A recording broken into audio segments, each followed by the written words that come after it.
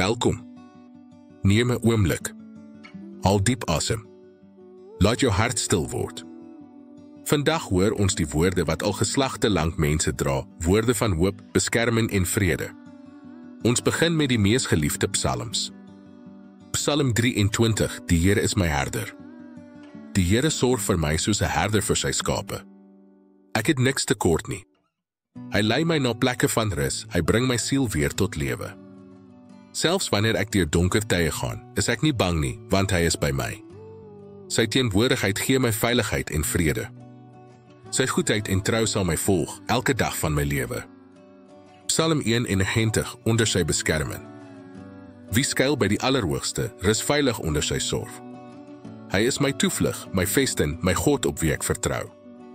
Geen vrees in die nag, geen gevaar in die dag sal my oorweldig nie, want hy beveel sy engele om my te beskerm. Psalm 121, my hulp kom van die Here. Ek kyk op na die berge, waar sal my hulp vandaan kom?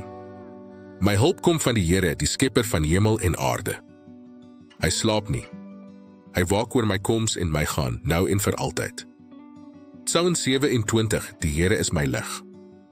Die Here is my lig en my redding, vir wie sou ek bang wees? Wanneer vrees my wil oorval, bly ek vertrou.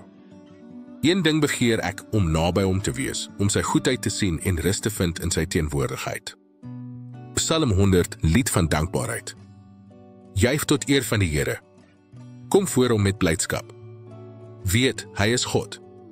Ons behoort aan hom. Sy liefde hou vir ewig stand, sy trou van geslag tot geslag. Psalm 139, U ken my. Here, U ken my volkome. U weet wanneer ek sit en wanneer ek opstaan. Selfs my gedagtes is vir U bekend. Waarheen kan ek gaan sonder U? Selfs in die donker is U daar. Ek is wonderbaarlik gemaak en U werke is groot. Afsluiting. Mag hierdie woorde jou hart versterk. Mag jy rus vind. Mag jy weet, jy is nie alleen nie.